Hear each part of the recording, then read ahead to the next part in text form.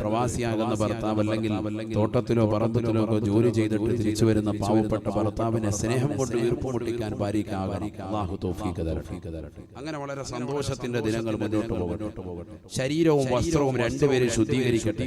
അടുക്കളയിൽ ജോലി ചെയ്തുകൊണ്ടിരിക്കുന്നതാകുന്ന കരിപുരിച്ചതാകുന്ന വസ്ത്രം ധരിച്ചുകൊണ്ട് കിടപ്പറയിൽ നീ സമീപിക്കാതിരിക്കട്ടെ. ഇങ്ങനെ കിടക്കുമ്പോഴാണ് ഭർത്താവിന് നിന്നോട് വൈമനസ്യം ഉണ്ടാവുക.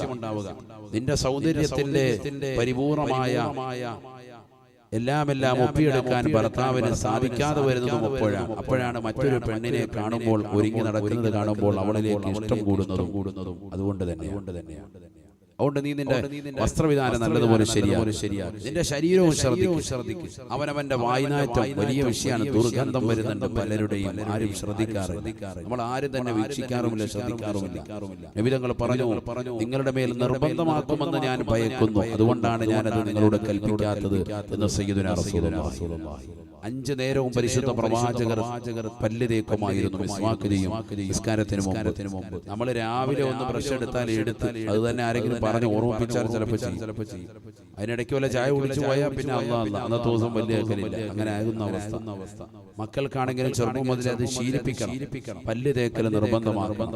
രാവിലെയും വൈകിട്ടും ചെയ്യുന്ന ഒരു ശീലം വരട്ടെ. അല്ല, നമുക്ക് സമയമുള്ളപ്പോൾ പകർച്ചയാകുന്ന സന്ദർഭത്തിലൊക്കെ പല്ല് തേക്കട്ടെ. വായ്നാറ്റം ദുർഗന്ധം വലിയ വിഷയമാണ്. ദാമ്പത്യ ജീവിതത്തിൽ വലിയ വിള്ളലുണ്ടാകും. നിസ്സാര കാര്യമല്ല. ഭാര്യയും ഭർത്താവും തമ്മിലുള്ള സ്നേഹലാളനകൾക്ക് അത് വലിയ തടസ്സം സൃഷ്ടിക്കും. വളരെ ശ്രദ്ധിക്കേണ്ട ഒരു വിഷയം. ഇങ്ങനെ നിന്റെ കക്ഷം, നിന്റെ ഗുഹ്യഭാഗം, നിന്റെ ശരീരത്തിന്റെ എല്ലാ അവയവങ്ങളും നല്ല വൃത്തിയായി നീ സൂക്ഷിക്കും. എങ്കിൽ ദാമ്പത്യ ജീവിതത്തിൽ വലിയ സന്തോഷമുണ്ടാകും.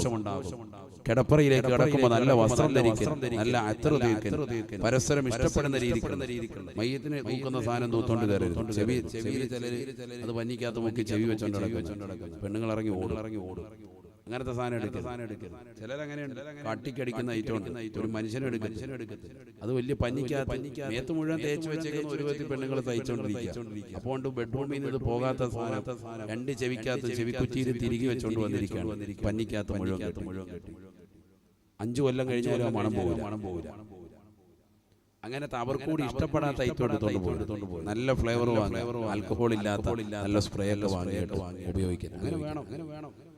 സല്ലല്ലാഹു അലൈഹി വസല്ലം തങ്ങൾ ഇഷ്ടപ്പെട്ട് നമ്മൾ ഇഷ്ടപ്പെടണ്ടേ? അനസ് റളിയല്ലാഹു അൻഹു പറയുന്നു, ഞാനും നബി തങ്ങളും ഭക്ഷണം കഴിക്കുന്നതിനിടയിൽ നല്ല ചൊരക്ക നബി സല്ലല്ലാഹു അലൈഹി വസല്ലം തങ്ങൾ ഇറച്ചിക്കടയിൽ നിന്ന് ഇങ്ങനെ വാരി കഴിക്കുന്നുണ്ട്. കറി വെക്കുമ്പോൾ അതിനകത്തുന്നുണ്ട് ചൊരക്കയും ഇറച്ചിയും കൂടി ഇട്ട കറിയാണ്.